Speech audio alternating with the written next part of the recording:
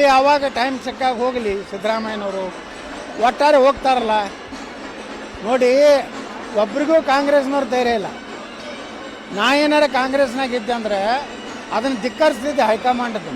ನಾವು ಹೋಗ್ತಿದ್ದೆ ಅಯೋಧ್ಯೆ, ರಾಮ ಮಂದಿರ, ಕಾಶಿ ವಿಶ್ವನಾಥ, ಮಥುರಾ ಕೃಷ್ಣ, ಇವೆಲ್ಲ ನಮ್ಮ ದೇಶದ, ನಮ್ಮ ಧರ್ಮದ, ಸನಾತನ ಧರ್ಮದ ಏನು ನಮ್ಮ ಮಹಾಪುರುಷರು.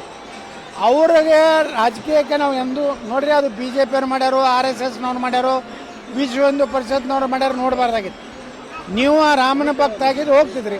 ನೀವು ಹೋಗೋದಿಲ್ಲ, ಯಾಕಂದ್ರೆ ನೀವು 25 ವಕೀಲರುಗಳನ್ನ ಕಪಿಲ್ ಸಿಬ್ಬಾಲ್ ಹಿಡಿದು ಎಲ್ಲರೂ ಸುಪ್ರೀಂ ಕೋರ್ಟ್ನಲ್ಲಿ ರಾಮ ಒಂದು ಕಾಲ್ಪನಿಕ, ರಾಮ ಹುಟ್ಟಿರಲೇ ಇಲ್ಲ, ರಾಮ ಅನ್ನೋಂಥ ಭೂಮಿ ಮ್ಯಾಗ ಇರಲಿಲ್ಲ ಅಂತ ಹೇಳಿದ್ರಿ.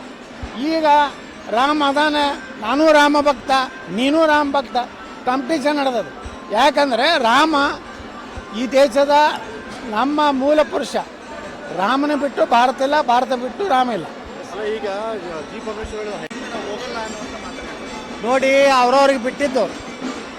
ಆದ್ರೆ ಒಂದು ತಿಳ್ಕೋಬೇಕು, ಈ ಒಂದು ಭಾರತದ ಭವಿಷ್ಯವನ್ನು ಮುಂದಿನ ದಿನಗಳಲ್ಲಿ ಅಯೋಧ್ಯ ರಾಮ ಮಂದಿರದ ಪ್ರತಿಷ್ಠಾಪನೆ, ರಾಮಲಲ್ಲಾನ ಮೂರ್ತಿ ಪ್ರತಿಷ್ಠಾಪನೆ ಆದ ನಂತರ ಭಾರತದಲ್ಲಿ ಹೊಸ ಹಿಂದೂ ಯುಗ ಪ್ರಾರಂಭ ಆಗುತ್ತದೆ. ಅದು ಕೇವಲ ಭಾರತದಲ್ಲ, ವಿಶ್ವದಲ್ಲೇ ಇವತ್ತು ಹಿಂದೂ ಯುಗ ಪ್ರಾರಂಭ ಆಗ್ತದೆ. ಹಿಂದೂ ಧರ್ಮ ನಾಶ ಆಗ್ತೈತೆ ಅನ್ನೋವಂಥವ್ರಿಗೆ ರಾಮ ಜನ್ಮಭೂಮಿಯ ಮೂಲಕ ಜಗತ್ತಿಗೆ ಮತ್ತೊಮ್ಮೆ ಹಿಂದುತ್ವ, ಸನಾತನ ಧರ್ಮ ಮತ್ತೊಮ್ಮೆ ಜಗತ್ತನ್ನು ಪಸರಿಸ್ತದೆ. ಉಳಿದ ಎಲ್ಲ ಧರ್ಮದವರು ವಾಪಸ್ ಮೂಲ ಸನಾತನ ಧರ್ಮಕ್ಕೆ ಬರ್ತಾರೆ, ಜಗತ್ತೇ ಹಿಂದೂ ಧರ್ಮ ಆಗ್ತದೆ. ನೋಡಿ, ನಮ್ಮ ದೇಶದಲ್ಲಿ ಮಹಾಭಾರತದಲ್ಲಿ ಪಾಂಡವರು ಕೌರವರಿದ್ದರು, ರಾಮಾಯಣದಲ್ಲಿ ರಾವಣ ಇದ್ದ.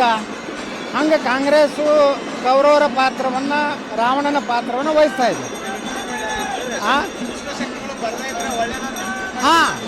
ಹನುಮಂತನ ಒಂದು ಎಲ್ಲಿ ನೆನೀತಾರೆ ದುಷ್ಟಶಕ್ತಿಗಳು, ಪಿಶಾಚಿಗಳು, ನೀಚರು.